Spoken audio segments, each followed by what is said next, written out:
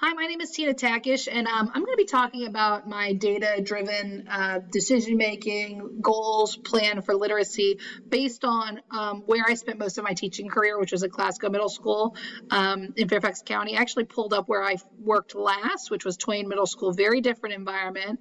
I think it's really interesting. They had almost no data culture, but it was also not an at-risk school. They didn't have accreditation at risk. And there definitely could have been more things done related to data, but I also feel like the instructional practice, you had the autonomy to, really respond to data in ways that you saw fit. And since I had a background from a compliance environments, like they said in the reading this week, I was able to do that on my own in a place with less oversight. So Glasgow Middle School is where I spent most of my teaching career. And this is kind of what I think of when I think of how would I change this process for teachers. This is a school, it's the largest middle school in Virginia.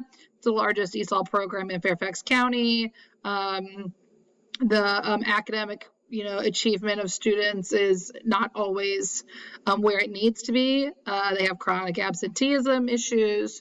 And so the school has been under a lot of compliance-driven work related to data. I don't know if that's the case still. That was the case a couple of years ago. So that's kind of the lens that I'm looking at this when I think about how to change data-driven instruction in schools. So I made a little prezi with what I hope would be achieved based on my experiences as a teacher.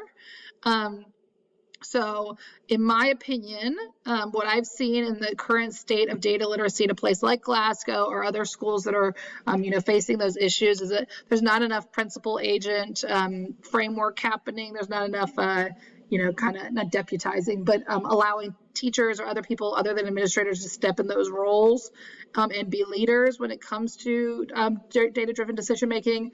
There's not enough evidence in general as an effective intervention model. In fact, in Fairfax County, I know that some of the content area people at the central office tend to view resource teachers and as more of instructional coaches than coaches are because of the ways coaching has become so administrative and oversight driven. That resource teachers are really the ones who can fill those gaps in having teachers respond to data. I've seen a lot of discontent with professional development, with meeting times, people saying their PLCs are not effective. They're spending all the time focusing on data. They're not having enough time to respond to data.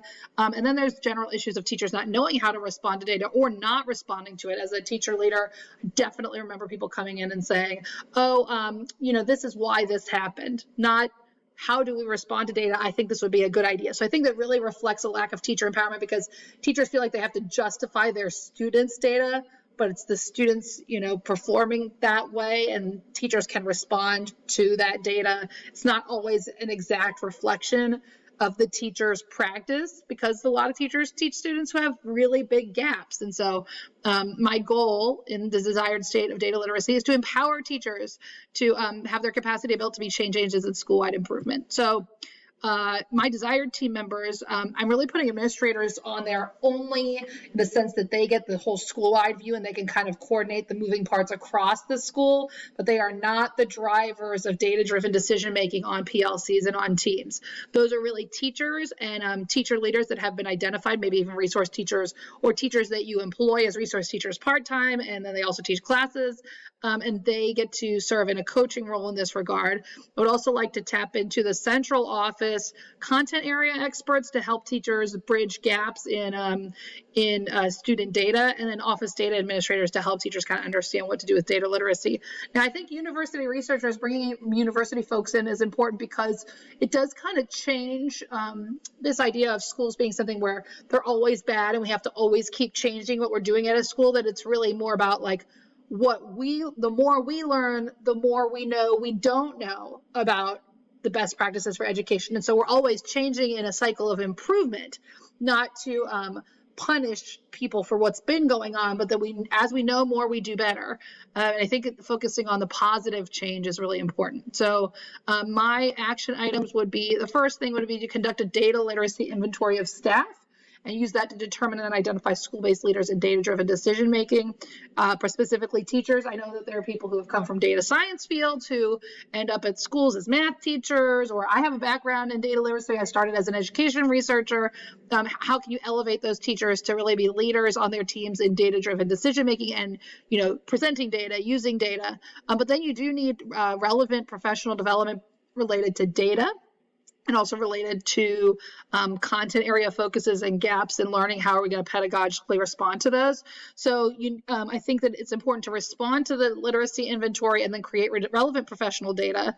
And that includes a school-wide PD focus on data and use of data. And then if other teachers need additional PD on use of data, they can have that. Otherwise, they can focus on the PD related to how to respond to gaps in data. And that would be embedded in the PLC cycle. And then an important part of that would be to identify and celebrate successes and focus on, we are always doing the best we can for our students, and we're going to respond positively to data. And we're not just going to, pull kids out and remediate and punish. We're going to really focus on how do we bring the best practices to the most struggling. Like, why aren't we doing the most innovative things with the students who need it the most, right? And then thirdly, would create pedagogy-related PD on best practices, which includes teams or PLCs identifying their PD need as a team related to their pedagogy and enrolling in a related PD of their choosing. And that would involve getting the central office folks involved. They run all kinds of symposiums, and they can tap into experts to bring them to the school or host something at the central office site. And I think that having that relationship also gives teachers kind of a larger PLC to be a part of that is really important for their professional growth and helps them buy into this mindset. So overall, I think it's important that you engage teachers as decision makers in this process. They are not recipients of data-driven decision-making models, but they are the drivers, and you have to treat them as such, or they will not be on board in a way that is going to be effective.